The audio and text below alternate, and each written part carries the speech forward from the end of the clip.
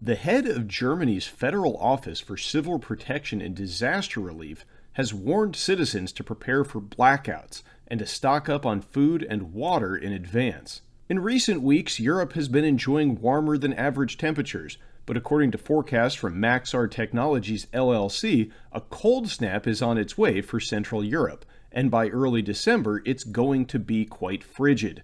Similar forecasts for Eastern and Northwestern Europe indicate that natural gas supplies may soon come under considerable strain as the demand for heating increases. And while European natural gas storage levels are considerably above the 12-year average for this time of year, there are concerns that that may not be enough without the ability to refill supplies with Russian gas.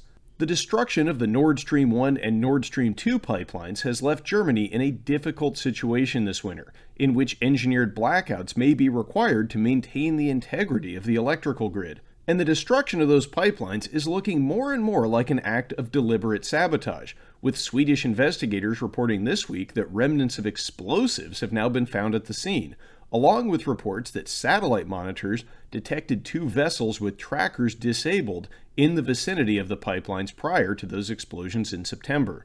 Ralph Tiesler, the president of the German Federal Office for Civil Protection and Disaster Assistance, recently told German press in an interview, "We have to assume that there will be big blackouts in winter. By this, I mean a regional and temporary interruption in the power supply." He went on to add that power cuts were due to energy shortages and temporary shutdowns of the grid designed to protect the entire network. To prepare, Tiesler recommended citizens stock up on supplies, saying, "Primarily water, several crates, and canned food. That would be enough for 10 days. That's what my agency recommends. Our message is, prepare in the first place. Be prepared for possible crises. Don't assume that everything will be readily available all the time." Also on the list of recommended preparations, candles and battery-powered radios. In addition to advising citizens to stockpile basic goods, Reuters reported this week that the German government and central bank are preparing for emergency cash deliveries to keep the economy running in the event of prolonged blackouts. The Bundesbank has been hoarding billions in cash to deal with possible surging demand and is considering imposing limits on cash withdrawals. According to a survey published last week, more than 40% of Germans fear a blackout in the next 6 months, and German financial regulators are concerned that banks are not fully prepared for major power outages. And while the possibility of blackouts may be the most pressing concern in this new era of energy scarcity, the German economy has been suffering in other ways as well. Inflation in Germany has hit double digits, with October's numbers coming in at 10.4%. The rising price of energy has translated into much higher costs across the economy, pinching consumers in an economy headed into a deep recession.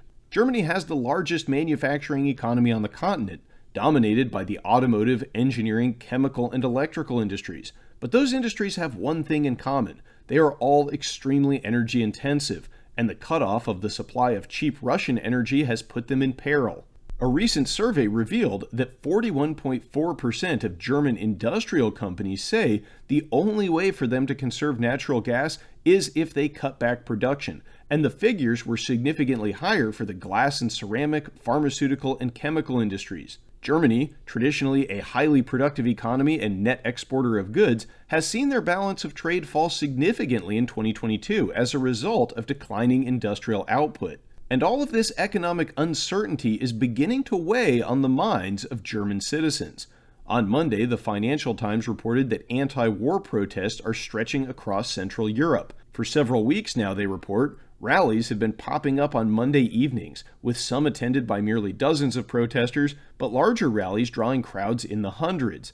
And with messages from speakers along the lines of, quote, "The embargo policy against Russia has failed completely and is being directed catastrophically against ourselves," or "Germany is serving as a puppet exclusively for American interests and those of NATO," or "We want NATO warmongers to stop creating a conflict between Germany and Russia, between Ukraine and Russia."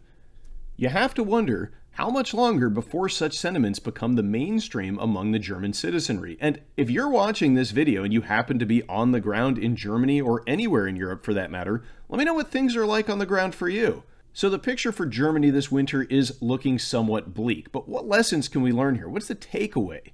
Well, the first and most obvious lesson from this story is have assets outside of the banking system, assets that don't rely on electricity. So, yeah, I'm sorry guys, crypto is out here, but have some cash and also some precious metals, physical gold and silver, assets that you can access in an emergency, even if systems of support like the banking system and the electrical grid go down. It's looking like very soon Germany may become a case study in holding non-energy dependent financial resources. And if you want to get your hands on some hard assets like gold and silver bullion, then make sure you check out today's video sponsor, SD Bullion. There's a link down in the description. And also, this situation illustrates quite well that a complete preparedness plan, it's got to be multifaceted. You can't just stack precious metals, you can't just arm yourself, you can't just have a 5-year supply of food. And although all of those things are fantastic, you also need to think of ways to make yourself independent of the grid in whatever way is possible.